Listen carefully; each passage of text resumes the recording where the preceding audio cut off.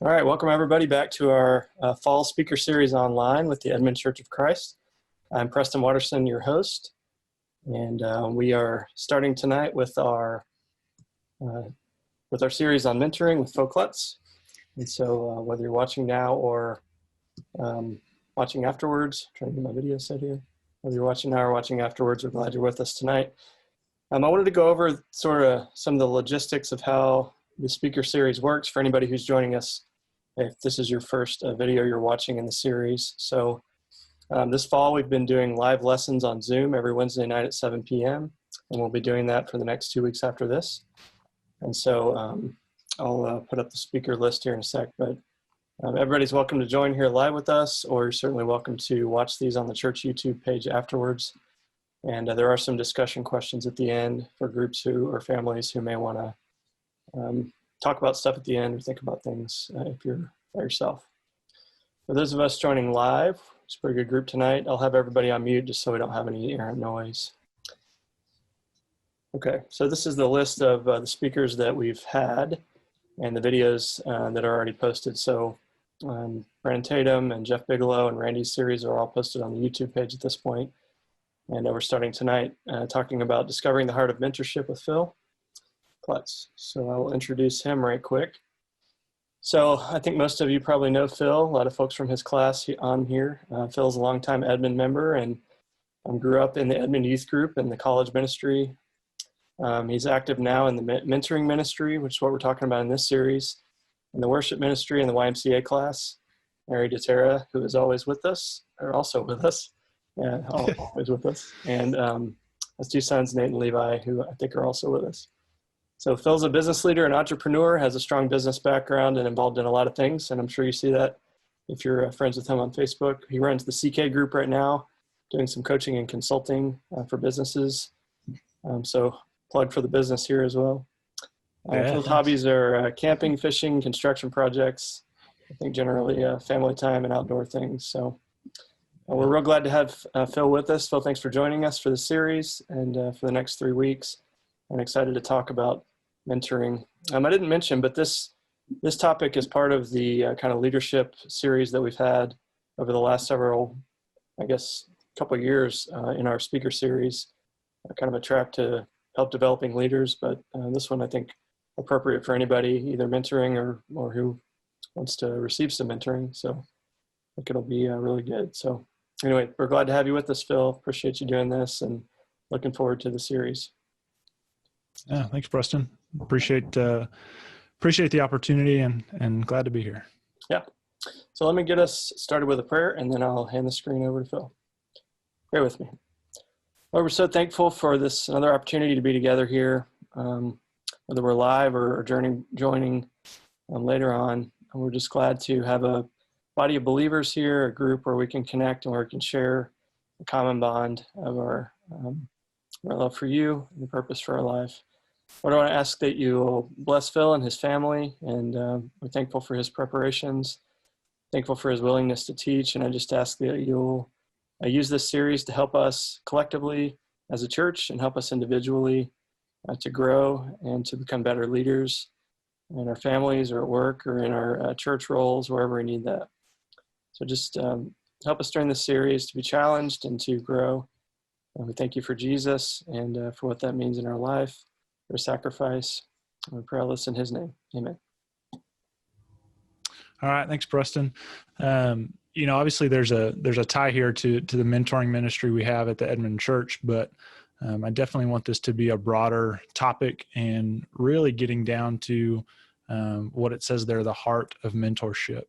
And back in 2019, I think when we kicked off the mentoring ministry, Kent Risley asked me to be involved with that. And I was really excited to do that.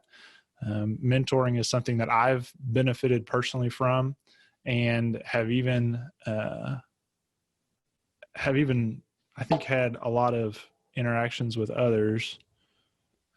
So really the idea that mentoring is important to us and can we do it better lives not just inside the mentoring ministry at the Edmond Church, but in our lives as Christians and as our professional lives and our personal lives and relationships as a whole. And so that's kind of the goal I wanted to take as we do this. is how do we increase the effectiveness of all of our relationships, not just inside the mentoring ministry? And so really there's three goals that I want to talk about as we go through the next 3 weeks. One is to convey mentoring as a biblical concept. There's a lot of stories in the Bible. There's a lot of instruction in the Word about what mentoring is and how it happened. And so I want to dive into several of those stories. And I want to educate. I want to educate myself. I want to educate you on how you can be a better mentor, what those relationships look like. Maybe it's different than what you thought, or maybe it's exactly what you thought it was. But how can we do that better? So I want to give you tools and tips and just kind of some concepts to help with that. And then finally, I want to make sure that we encourage each other to engage in mentoring relationships. If we see it in the Bible and we know it's something we should be doing, then I want to make sure we have the encouragement to do that and go have these relationships that will build us up and provide for a lot of benefit. I think there's a lot of benefit in mentoring for God's kingdom and how we can do that. And to set a little bit of a foundation for what mentoring is before we look at examples in the Bible or anything, I have a feeling that a lot of people either have a really strong mental picture of mentoring and a positive thing that it is, or maybe they've had negative interactions with people or had a negative experience that led them to maybe kind of shun any type of mentoring project or any relationship. And so what I'd ask for you to do, no matter where you are on the spectrum of mentorship, whether you're brand new to it, which it would be easy, or if you've had a lot of relationships, is just to kind of take whatever construct you have of mentoring and set that aside for a couple weeks. Let's work together as I walk through this stuff to build a new construct around what mentoring is. Like we do in so many things, right? The things of the world and the things that we learn growing up sometimes can be skewed from what we see in the Bible. And so this is kind of an opportunity to look at the Bible and see what's in the Bible and form a construct around the Word in the way that I think we can live that out today. And so as we do that, I want to start with a definition. And I have read, I don't know, probably 10 books, several podcasts, YouTube videos, thesis papers, all kinds of stuff on the topic of mentoring in the church, in business world, in kind of development or adolescent development. There's all kinds of mentoring. And I find it really hard to come up with a really good definition.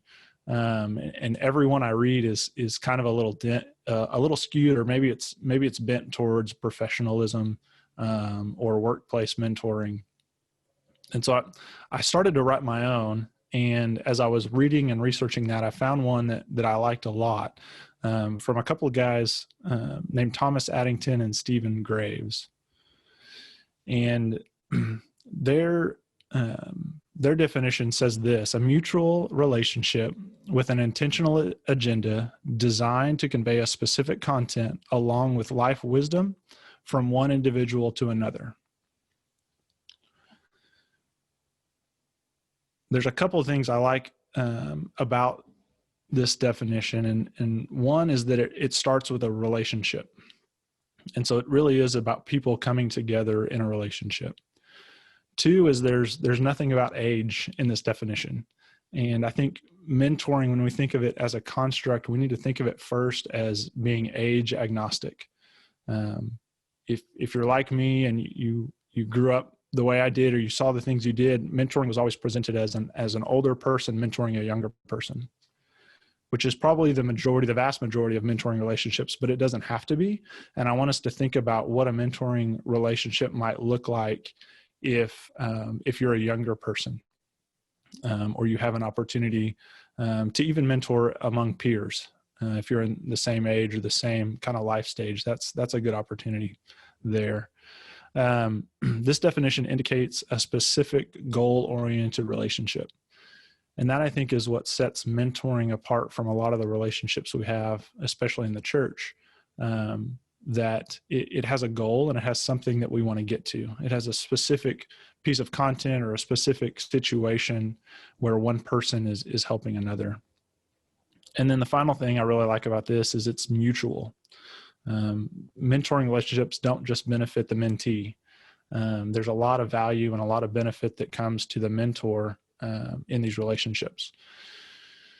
And so with that, if I start with that kind of definition, it's very broad, it's kind of non-specific, and start looking at what I see in the Bible as these type of relationships, there's several that come to mind. My favorite one, and probably the one I go to the easiest and the most often, is between Jethro and his son-in-law Moses. And it's probably the one I gravitate to because it's very leadership and manager oriented. And Jethro comes in and sees this situation and teaches Moses how to delegate and how to take care of himself. And that syncs with me really well. But there's plenty of others. Elijah and Elisha, David and Jonathan, I think, is a good example of peer mentoring. Moses and Joshua, Eli and Samuel, to hit a few of the Old Testament ones. And then the New Testament has a lot as well. Elizabeth and Mary, Barnabas and Paul, right? It's hard to talk about mentoring without mentioning Paul. So you see Barnabas mentor Paul as he's converted and tries to come into the ministry. You see Paul turn around and mentor Timothy, and even encourage Timothy to do some mentoring there as well. And one of the most powerful ones, I think, is the relationship that Jesus had with his disciples and how he led and mentored and guided the apostles through their relationship. So we'll look at several of those over the next couple of weeks, but the one I want to start with today is Naomi and Ruth.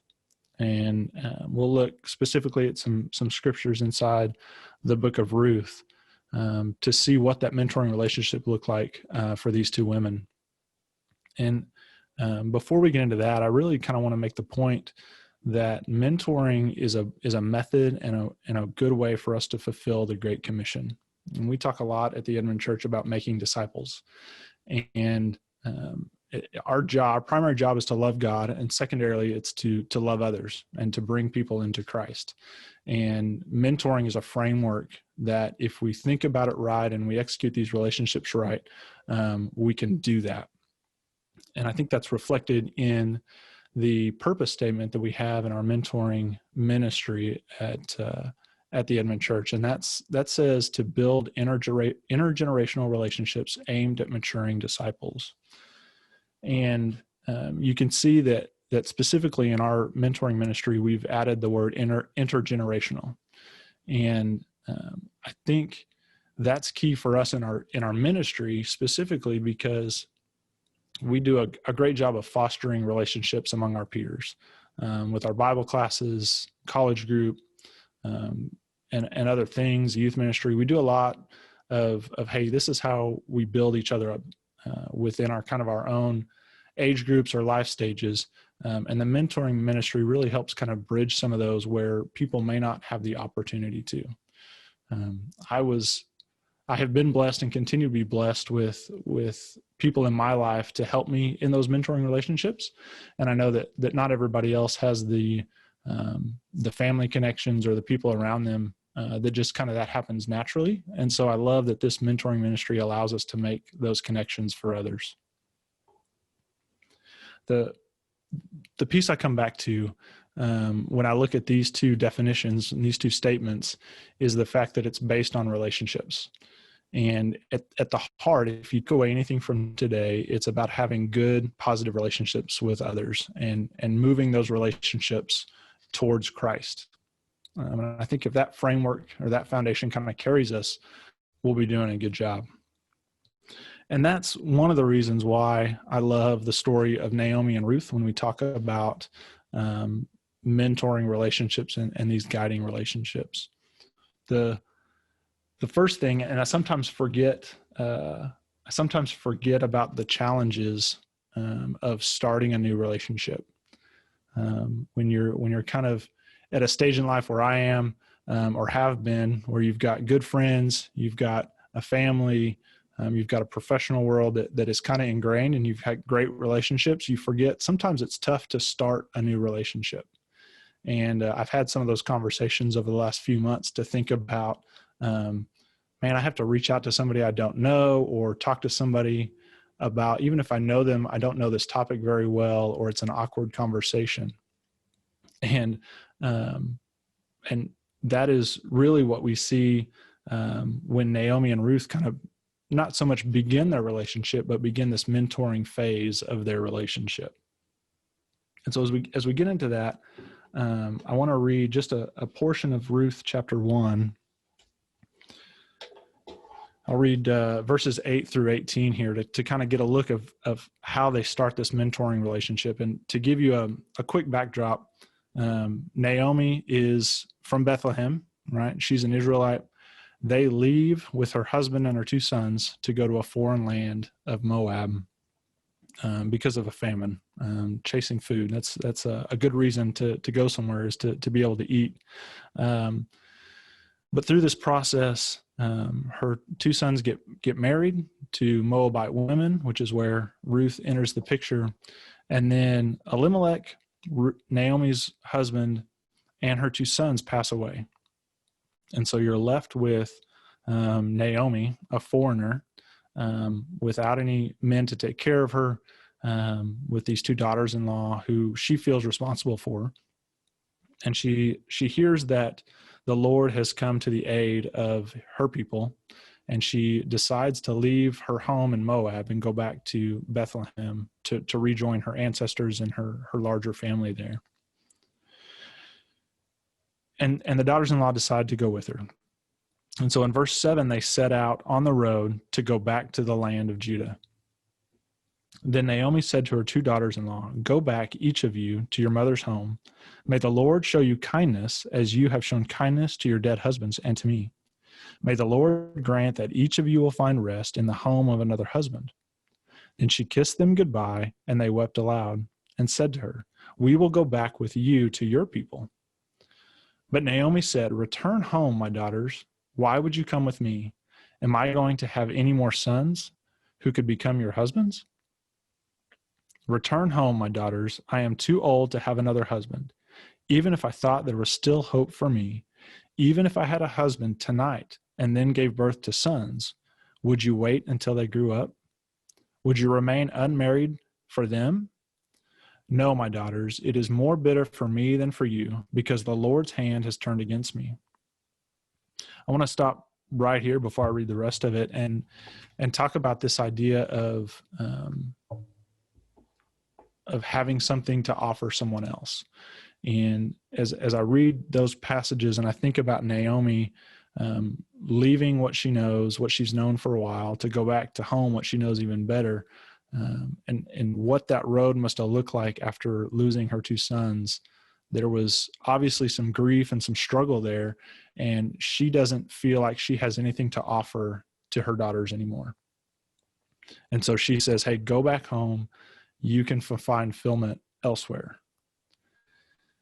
And that's a lot of times, I think, as a mentor, when we think about these relationships, or if we want to, if someone comes to us and wants us to mentor them, or we want to enter this relationship, we have a tendency to look down on ourselves and say we don't have anything to offer.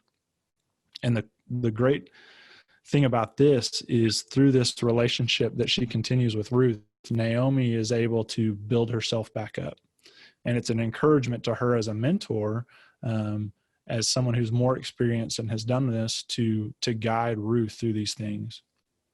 And so the takeaway, I think, for us sometimes is to, even when we're down, even when we're frustrated and struggling, that there's an opportunity for us to minister to others, to give back to others through these hard times and through things that we may not recognize as opportunities, but often there are opportunities. I have a friend, his name's Tom, and his saying was that what's ordinary to you is extraordinary to others. What's ordinary to you is extraordinary to others. And that thought that what's normal, I may not think this is an opportunity, or that I'm very good at something, or that I've overcome anything to help someone. But those things that we find ordinary in our lives are extraordinary and revolutionary to someone else, and they're willing to learn from us. And we need to take those opportunities and make sure that we're sharing that that experience, that perspective, and those learnings with other people.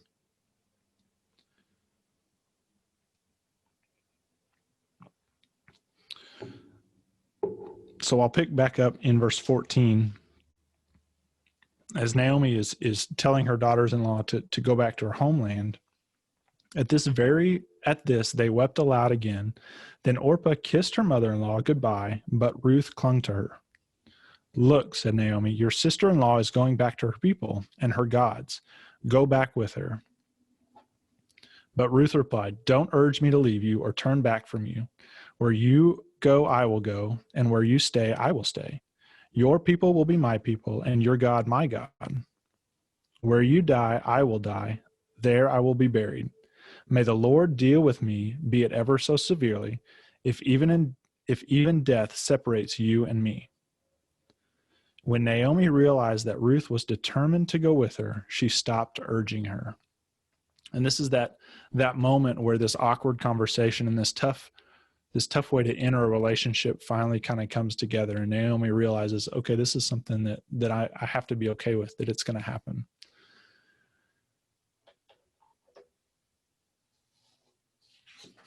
One of the things here that I think really the third point I want to talk about in this part of the scripture is there was something about Naomi that Ruth clung to. And however that was, I like to make the inference that if Naomi lost her husband and Ruth watched Naomi go through that struggle and deal with that loss, and then dealt with that in such a way that was appealing to Ruth.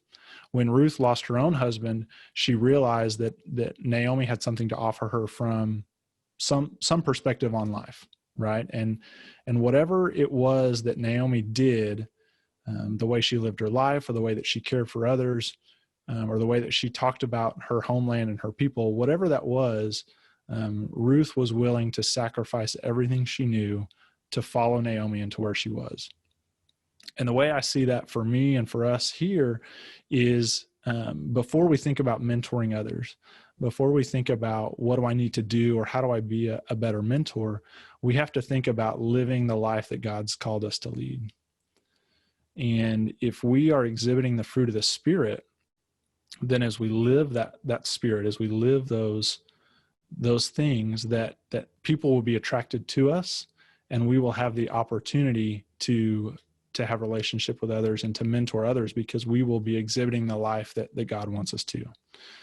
And that for me is a huge takeaway here, that this wasn't a structured thing that Naomi and Ruth came to an agreement on, right? It was that Naomi lived her life in a way that was attractive, and that was something strengthened Ruth to be around Naomi. And so she wanted to complete that and to continue that. And for us, that means we need to live our lives that way as well. So as we live a life in the Spirit, we will have opportunity to mentor others. And so the next section of scripture here, we see Naomi and Ruth kind of reintegrate into the Israelite culture, into Judah and Bethlehem. And this is where I think the real kind of the X's and O's and the mentoring that we think about guiding someone through really starts to come through in this story. And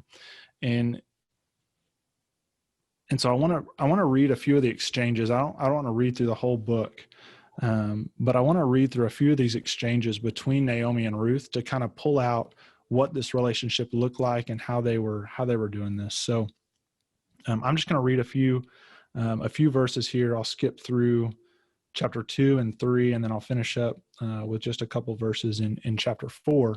And again, not to take away from this story, as it's the whole thing is incredibly powerful, but really just to focus us on what are these exchanges between a mentor and a mentee, and how are we gonna think about that? And Ruth the Moabite said to Naomi, "Let me go to the fields and pick up the leftover grain behind anyone in whose eyes I find favor." Naomi said to her, "Go ahead, my daughter." So she went out, entered a field, and began to glean behind the harvesters.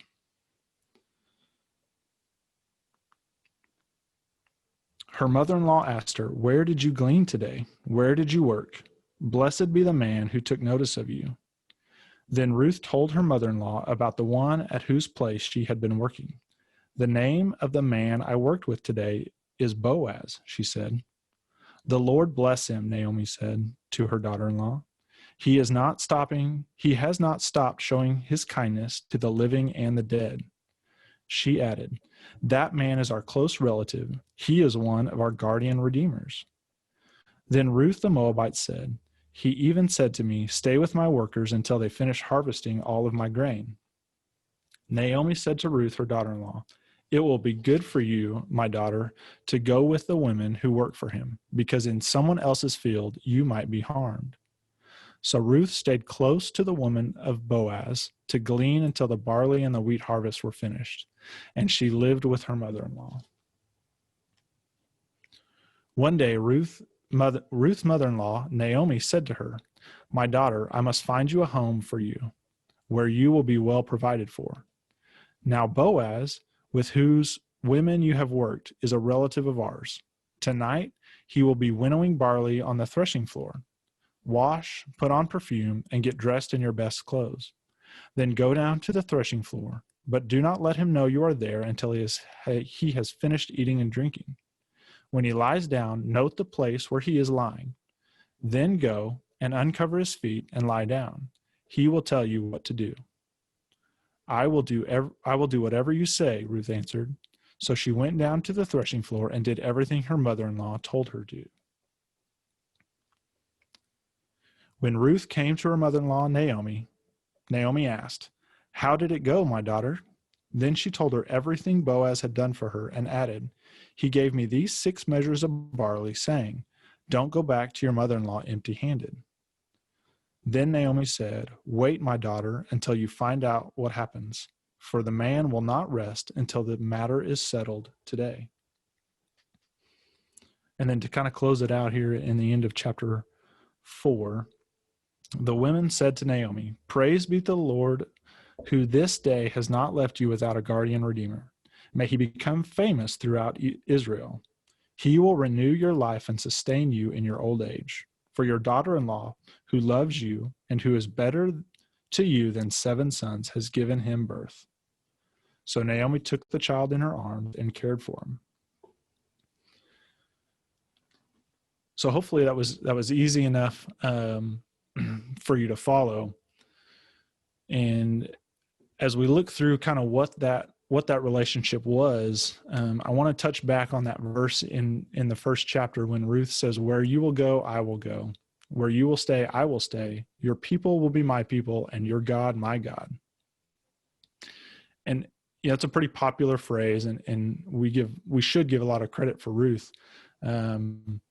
I don't think I realized until I started looking through a mentoring lens at the challenge that Ruth probably didn't even know she was walking into when she made that commitment. If you've ever tried to go into a new culture, it can be really difficult to understand what you're supposed to do, how you're supposed to act, and how you interact with people in a different culture. And having a guide doing that is one of the best things that you can have. I think back to missionary trips that I've taken and our family has taken. And if we were to plop down in another country halfway around the world and try to integrate and make friends or even be a ministry to someone, we would struggle if we didn't understand the culture. And so to do that, Ruth seeks out guidance from Naomi. And we see that in that first verse. Ruth goes to Naomi and says, "Hey, I want to go glean. What do I do?" And all throughout those verses in 3 and 4, or 2 and 3, we see Naomi provide advice and support to Ruth as she goes out to do what she needs to do. And it's this guidance of culture, of relationships, of the laws and the things that would have driven that we really see this mentor relationship take hold of what we need to think about. It's something that Naomi knew, that she was comfortable with, that she was accustomed to, and she helped Ruth kind of come into these relationships and come into what she was supposed to do as a woman living in Bethlehem. And I think that's easy in certain ways to think about, but I want to go ahead and take a bigger picture here and talk about us as mentors to make disciples. And culture, a lot of people talk about culture, and that word can mean so many things. But if you think about the way people live and the norms of the people around you, our culture in the church is very much different than the prevailing worldly culture.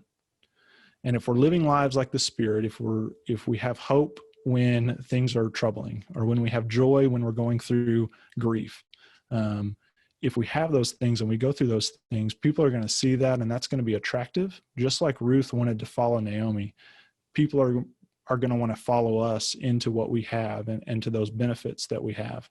And we have a different perspective on life. And one of the biggest opportunities I think we have in a mentorship mindset is to build relationships outside the church, and bring those people into the world that we know, into our culture. And culture in the church is different. And if we were just to go make disciples and say, okay, you've accepted Christ, you're baptized, go live in this world, this new world, that can be really hard. And so from a mentorship perspective, we need to continue to shepherd those people into learning a new culture. And it would be one thing for Naomi to bring Ruth back and let her live her life in Judah. It's a whole nother thing for Naomi to pour herself into this relationship and make sure that Ruth is successful. So as an outsider, Ruth comes in and somehow has to figure out how to live in this new world she's in.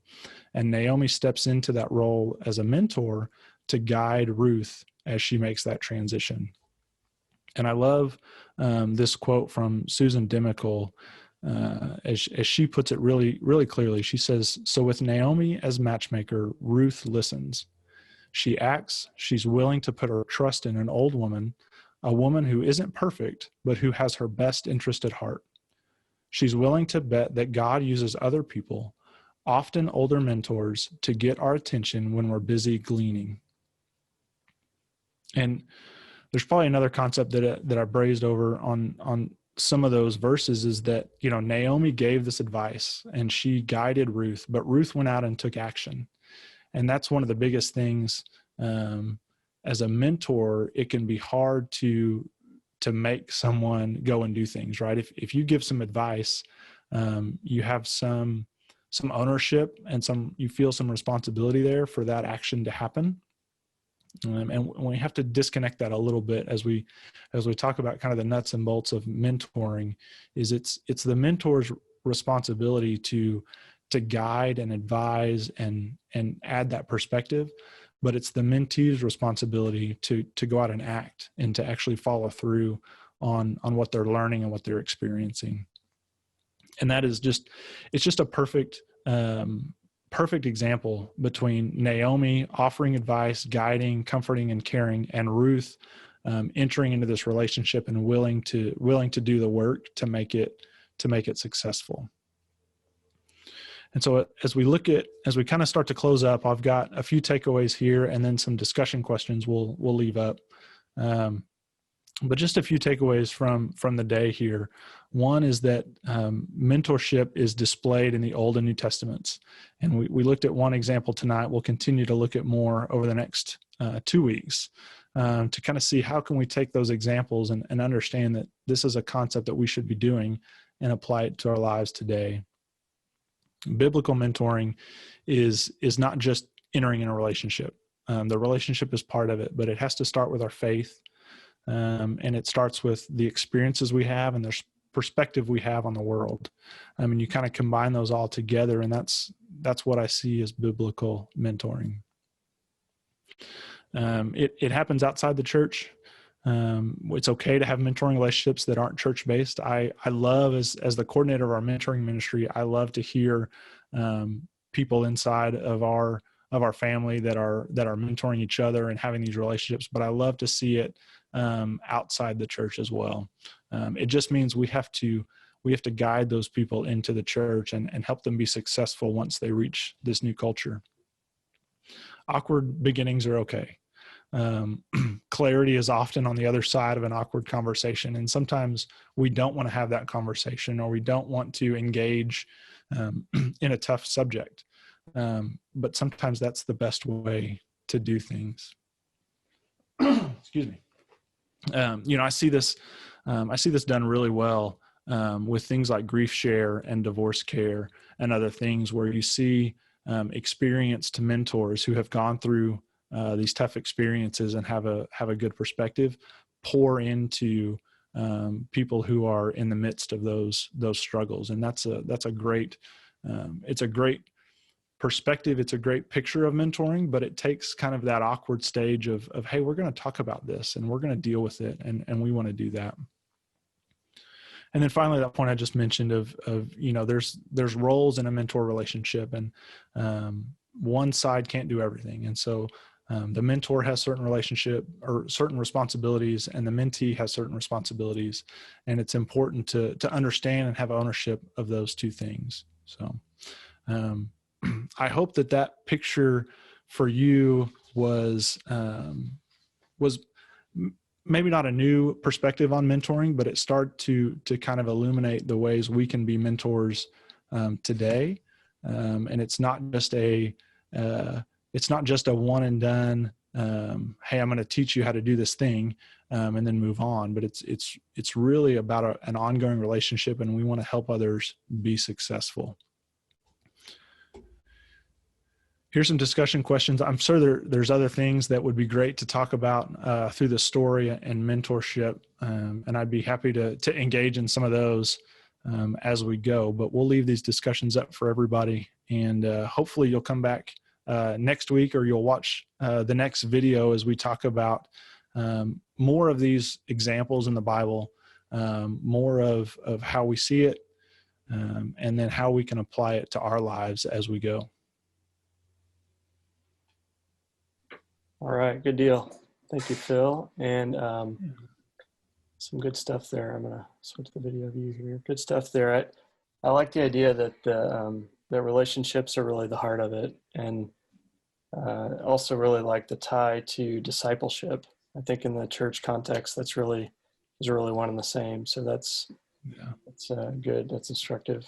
And I think just looking at it as relationships versus maybe mentoring or discipleship sometimes can be less intimidating. So I think that's a good way to think about it. It's easier to have lunch than to sometimes have a structured mentoring plan, like we might at work. Yeah, for sure. And I love this quote: "What's ordinary to you is extraordinary to others." I think we sometimes think we're really normal, but we have experiences that we can share, and older or younger, I think that's true. So anyway, good thoughts, and I really appreciate that. And thanks again for doing this. And thanks again to everybody who joined us. So we will, I'll go on mute here, turn off my video, and we'll leave this up for about another 20 minutes if you want to talk about it or think about these on your own. And I hope you can join us next week. Thanks for coming tonight. Thanks, Preston.